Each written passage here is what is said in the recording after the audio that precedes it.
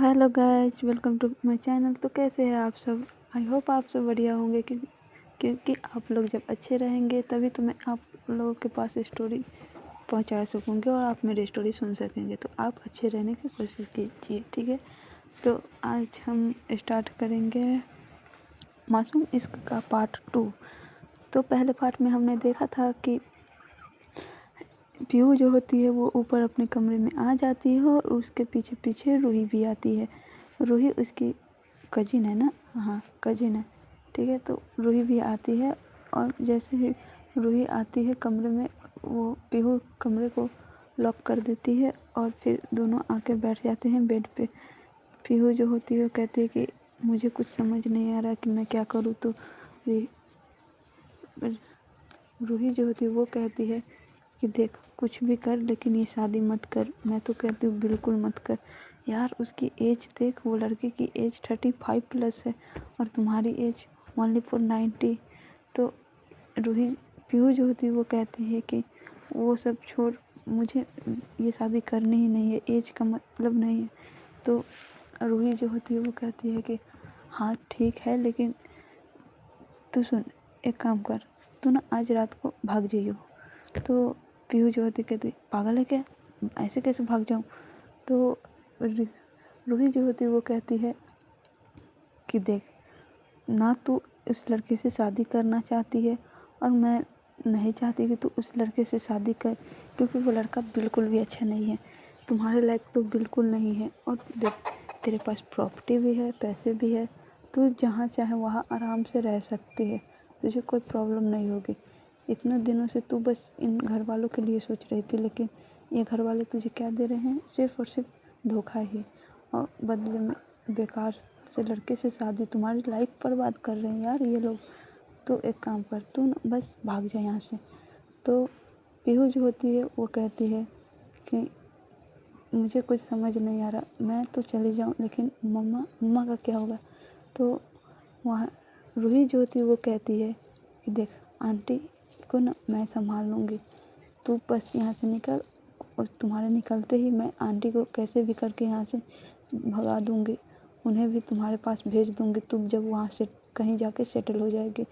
तो पीहू कहती है कि नहीं, अगर मैं चली गई तो माँ का ख्याल कौन रखेगा यहाँ पे, वो लोग ऐसे ही बहुत मेरे होते हुए भी इतना जुल्म करते हैं, अगर मैं चली गई तो फिर माँ का क्या होगा। तो रूही जो होती है कहती है कि थोड़े दिन की बात है, इतना दिन झेल ली है आंटी ने तो आज भी झेल ही लेगी, क्या प्रॉब्लम। अगर तूने शादी कर ली तो फिर पूरी लाइफ तुझे सब फेस करना पड़ेगा यार, तू समझ। तो पीहू जो होती है कहती है कि मुझे नहीं सुनना, बस मुझे मेरी माँ की चिंता है, मैं नहीं भाग सकती। तो रूही जो होती है वो कहती है कि जैसी तेरी मर्जी, लेकिन मैं तो कहूँगी यही कि तू भाग जा, तू कुछ मत सोच। और इधर पीहू कहती है कि नहीं, मैं ऐसा नहीं कर सकती, मुझे कुछ अभी समझ नहीं आ रहा, मुझे शांति चाहिए, प्लीज़ मुझे शांत रहने दे। तो रूही जो होती है उसे गले लगा लेती है और कहती कि देख बहन, मैं जानती हूँ कि वो मेरे ही मॉम डैड है, लेकिन बिल्कुल अच्छे नहीं है वो तुम्हारी शादी करा देंगे, तू समझ क्यों नहीं रहे हैं। मैं हूँ ना, मैं प्रॉमिस करती हूँ कि मैं आंटी का ख्याल रखूँगी, मैं उन्हें अच्छे से रखूँगी, मैं उन्हें कुछ नहीं होने दूँगी। तू अपनी लाइफ को बचा यार, तू जब ठीक हो जाएगी तो हम तुम्हारी मम्मा को भी भेज देंगे, मैं भेज दूँगी सबसे छुपा कर, और बस तुम लोग अपनी मर्ज़ी से खुशी से जहाँ चाहे वहाँ रहना, तुम्हारे पास प्रॉपर्टी पैसे भी है, ये लोग कुछ नहीं कर पाएंगे। तो पीहू जो होती है वो कहती है कि मुझे कुछ समझ नहीं आना रहा है। तो तभी पीहू के डोर पे नॉक होती है और वहाँ पे थे उसके अंकल और आंटी, यानी रूही के मॉम डैड। तो पीहू जो होती है वो दरवाज़ा खोलती है, तो कहती है अंकल आंटी आप यहाँ। तो उस रूही के मॉम डैड जो होते हैं वो कहते हैं कि हाँ बेटा, ये लो तुम्हारे शादी के जोड़े, तुम्हें आज ये पहनना है। तो पीहू जो होती है कहती है कि लेकिन मैं तो उसके अंकल आंटी कहते हैं कि देखो बेटा, ये हमने मंगवा लिया है, तुम्हें कोई टेंशन नहीं लेनी है कि फिटिंग होगी या नहीं, ये सब मैंने करवा दिया है, बस तुम शाम को पहन लो, तुम्हें कोई चीज़ की टेंशन लेने की ज़रूरत नहीं है। और तभी उसकी उसकी मॉम डैड की नज़र रूही पर जाती है और कहती है रूही बेटा तुम यहाँ क्या कर रही हो। तो रूही कहती है कि मम्मा वो मैं दीदी से बात करने आई थी, मुझे ना काम था इनसे। तो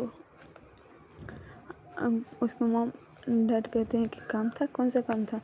तो रूही जो होती है कहती है कि देखो मम्मा मेरी दीदी है ना, आज शादी हो जाएगी उसके बाद चली जाएगी, तो क्या मैं इनके पास टाइम थोड़ा सा स्पेंड नहीं कर सकती। तो रूही के मॉम डैड जो होते हैं वो कहते हैं कि हाँ बिल्कुल कर सकती हो, ठीक है लेकिन जल्दी तुम नीचे आओ, काम है बहुत, और रूही पीहू तुम रेस्ट करो। तो ऐसा करके वो लोग चले जाते हैं। और इधर पीहू लहंगे को लेकर अंदर आती है और इधर रूही देखती है उस लहंगे को और कहती है कि क्या यार ये लोग बिल्कुल नहीं सुधरेंगे, लहंगा तो देख, थोड़े से और पैसे खर्च कर दिए होते, चल लेकिन कोई बात नहीं, तू ना शादी ही मत कर, ना रहेगी बांस और ना बजेगी बांसुरी, ये चीप सी लहंगे पहन कर जाने से अच्छा है कि तू शादी ही मत कर। तो पीहू जो होती है कहती कि बस कर यार, कितना बेइज्जती करेगी अपने ही माँ बाप की। तो रूही जो होती है वो कहती है कि है मेरे माँ बाप लेकिन बिल्कुल अच्छे नहीं हैं, मैं तो ये साफ साफ उनके मुंह पे भी कह दूँगी, क्या कर लेंगे वो, मैं नहीं डरती, तू डरती है। तो पीहू जो होती है कहती है कि बस कर, चुप तू, बहुत तू बदतमीज हो गई है।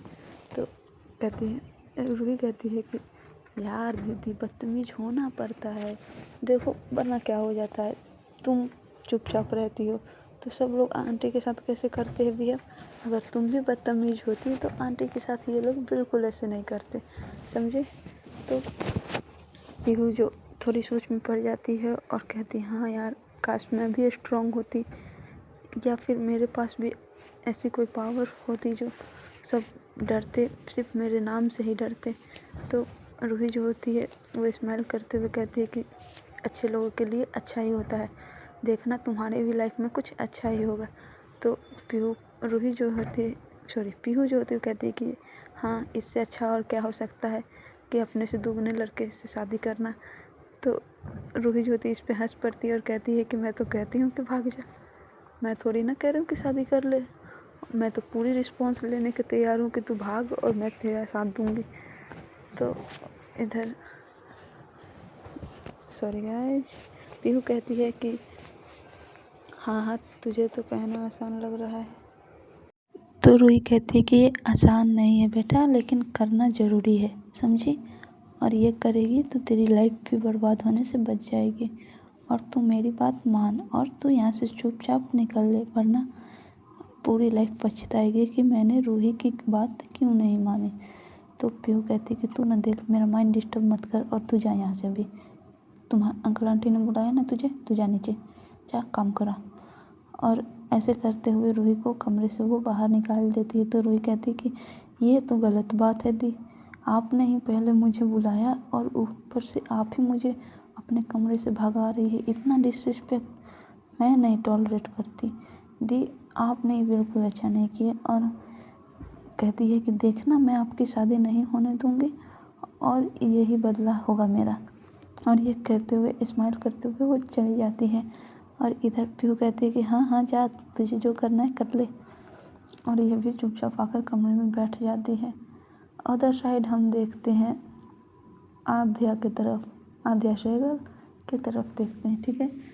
तो इधर आध्या जो होती है ब्रेकफास्ट कर लेती है और उसके साथ उसकी फ्रेंड भी होती है, जोया, शायद जोया नाम ही है, हाँ उसकी फ्रेंड जोया होती है। तो आध्या जो होती है वो कहती है कि तूने ब्रेकफास्ट कर ली कंप्लीट, तो जोया कहती है हाँ। तो आध्या कहती है कि तो चल फिर ऑफिस। तो जोया कहती है कि जोया जो होती है वो दो लड़कियां जो होती है उस दोनों की तरफ देखती है और कहती है आप लोग ने ब्रेकफास्ट कर लिया। तो वो दोनों लड़कियां कहती है कि हाँ हम लोग का भी हो गया। तो जोया जो होती है कहती है कि चलिए तो फिर मैं ड्राइवर को कह के आप लोग को आपके घर छोड़वा देती हूँ। तो वो दोनों लड़कियां भी सर हाँ में हिला देती है और कहती है कि ठीक है, और फिर ये लोग घर से निकल जाते हैं। इधर आध्या अपने कार में आकर बैठती है और जोया भी उसी के साथ बैठती है। तब आध्या कार ड्राइव करने लग जाती है और जोया उससे बात करते हुए कहती है कि आध्या देख कब तक ये सब चलेगा, तू ना किसी से शादी कर ले और लाइफ सेट करके यार रह ले।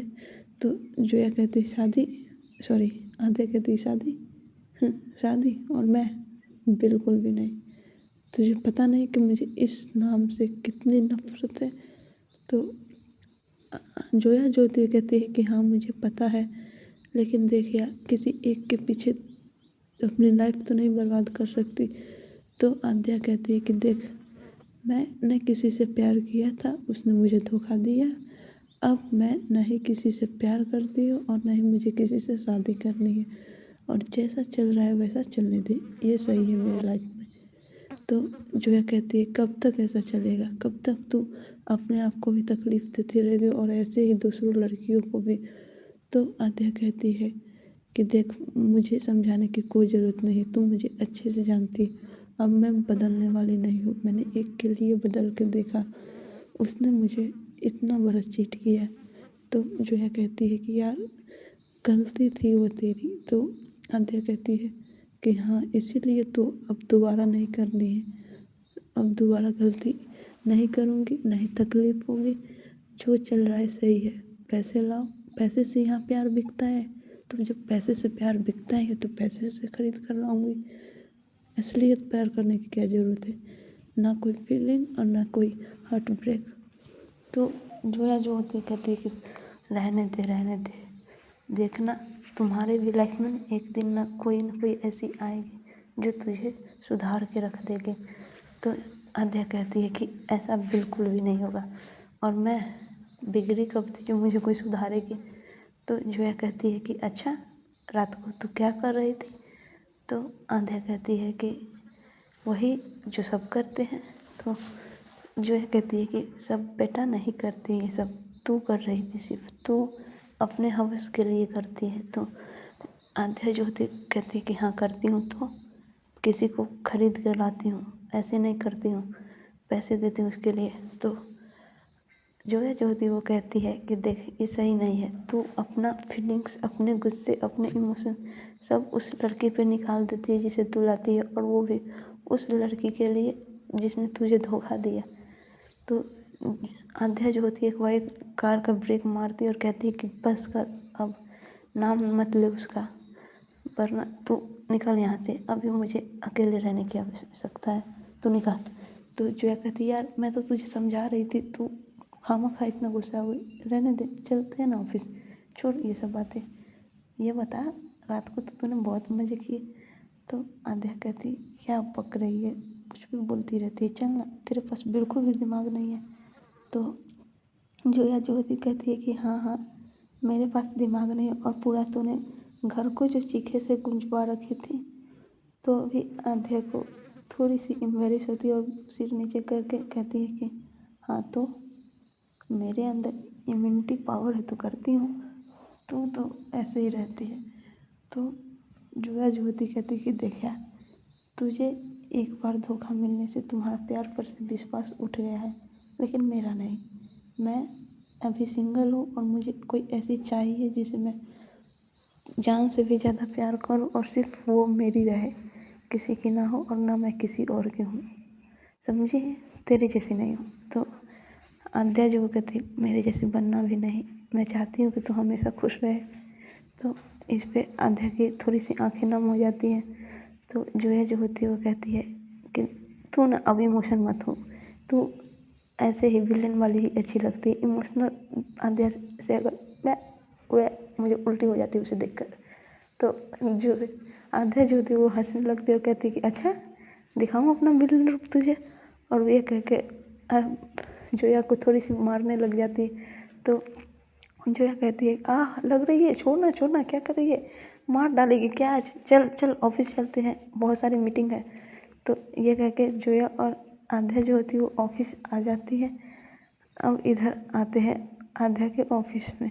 आध्या आते ही सबसे पहले अपने कैबिन में जाती है, वो एकदम रूड बॉस की तरह, ना किसी से बात करती है ना ही किसी से बोलती है, चुपचाप सब गुड मॉर्निंग कहते रह जाते हैं, वो बिना रिस्पॉन्स किए हुए ऑफिस चली जाती है उसके अंदर कैबिन में। और जाकर बैठ जाती है। तभी उसकी सिक्योरिटी की एंट्री होती है। सिक्योरिटी आती है और डोर पे नॉक करती है। तो आध्या जो होती कहती आओ। तो आध्या सिक्योरिटी जो होती है वो अंदर आके कहती है हेलो मिस, आपका ये शेड्यूल है, आपको सॉरी मिस नहीं मैम बोलेगी, हेलो मैम आपका ये शेड्यूल है और यहाँ पे आपको जाना है, इतना बजे से मीटिंग है। ऐसे ऐसे करके वो बता रही थी। और आध्या जो है वो कहती ओके। और इधर आध्या उसके कमर को ग्रैब कर लेती है। तो सिक्योरिटी भी उसके पास आ जाती है और आध्या जो होती है उसके बालों में हाथ फेरने लगती है और कहती है तुम ना आज रात मेरे घर पे आना। और यही कह के आध्या उसे जोरों से उसके जो टमी एरिया होता है ना उस पर फाइट कर लेती है कपड़े के ऊपर से। तो वो सिक्योरिटी जो होती है थोड़ा सा मतलब वो जो होता है ना मौन करना टाइप का, हाँ वैसे ही करती है। और फिर कहती ओके मैम। और आध्या वो पीछे होकर जाने लगती है, लेकिन आध्या उसे खींचती है और अपने लैप में बैठा कर बोलती अभी कहाँ जा रही हो, अभी तो आई हो। तो सिक्योरिटी जो होती है कहती मैम बहुत सारे काम है, मैं वो ख़त्म कर लूँ फिर। तो आधे जो होते कहते पहले इधर का काम ख़त्म करो, तुम्हें पता नहीं तुम्हारा इधर भी ड्यूटी है। तो सिक्योरिटी जो होती कहती हाँ पता है, पर तो आधे जो होती कहती कि परवर क्या पहले यहाँ आओ। और वैसा करके वो उसे किस करने लग जाती हैं। और इधर तभी जोया की एंट्री हो जाती है और जोया डायरेक्ट अंदर आ जाती है। वो कुछ सोचती समझती नहीं है और सीधे अंदर और देखती है कि वो भाई साहब इसका तो यहाँ भी चल रहा है। तो जोया होती कहती है छः छः छः यार तुम आध्या बिल्कुल ठरकी हो। तो आध्या जो होती है वो सिक्योरिटी को अपने ऊपर से हटाती है और कहती जाओ तुम यहाँ से, ऐसा करके। और कहती है तुम्हें किसी के कैबिन में आने से पहले डोर नॉक नहीं करना चाहिए। तो जो कहती अब मुझे डोर नॉक भी करना पड़ेगा सीरियसली यार, तू ये सब कब बंद करेगी, मुझे ना इरिटेशन होती है ये सब चीज़ से तू करती है। तो आधे ज्योति कहती है कि मैं तो ऐसी हूँ, अब तू अपना सोच, तू नहीं है तो मैं क्या करूँ। और इसीलिए मैं कहती हूँ कि तू मेरे आसपास आया कर, तू मुझे पहले बता दिया कर, ठीक है। तो जोया ज्योति कहती ठीक है बता दूँगी। और ये तेरा सिक्योरिटी के साथ भी चल रहा है ना, छी कितने सारे के साथ चल रहा है यार, तेरी जिससे भी शादी होगी ना उस बंदी की तो किस्मत ही ख़राब हो गई, पता नहीं कितनों पे मुँह मारती फिरती है। तो आध्या ज्योति कहती है कि अच्छी है ना, किसी एक पे नहीं मारूंगी और ना ही दिल में तकलीफ़ होगी। तो जो है ज्योति कहती बस कर रोमियो। तो आध्या ज्योति कहती मैं रोमियो, अभी तो तू कह रही थी कि मैं ठरकी हूँ। तो जो है ज्योति कहती मुझे पता है, तो ये सब इसलिए करती है ताकि तुम्हारा दिल बहला रहे। देखना एक दिन ना तुझे भी बहुत सारी खुशियाँ मिलेगी, तू समझ मेरी बात को, तू ना ये सब छोड़ दे, तू अच्छे से लाइफ जी, किसी एक के ऊपर फोकस कर ना। तो आध्या ज्योति कहती हट यार, तू भी क्या बकवास लेकर बैठ जाती, वो बेकार सी बातें थी, अब मैं भूल गया हूँ ना, तू भी भूल जा, गई सो गई, मैंने उसे पकड़ के नहीं रखा है, तू भी मत पकड़, चल छोड़ दे उसे। तो जो है ज्योति उसका फेस पकड़ के और कहती है मुझे पता है कि तू उसे कभी नहीं भूली है, तू उसे आज भी बहुत प्यार करती। तो अध्याय ज्योति उसका हाथ हटाते हुए और दूसरी साइड फेस करते हुए ऐसा प्रिटेंड करती कि जैसे उसे कोई फ़र्क नहीं पड़ा, और कहती कि है मैं उससे अब प्यार करूं, बिल्कुल भी नहीं, उसके उतने धोखे खाने के बाद ऐसा हो ही नहीं सकता, छोड़ और बता यहाँ क्यों आई। तो जया कहती कि हाँ ये ऑफिस में देखना अभी इतना मीटिंग है, और ये वो बातें करने लग जाती है। सो गाइज आज की स्टोरी बस यहीं तक, इसके आगे हम कल देखेंगे। Bye bye, take care. और गाइज आप लोग प्लीज़ कमेंट करके बताएं कि ये स्टोरी कैसी है, इसमें बहुत सारा सोचना पड़ता है यार, आप लोग कमेंट करके बताते नहीं हो कि स्टोरी अच्छी लगी है नहीं, कम से कम इतना तो बता दिया करो।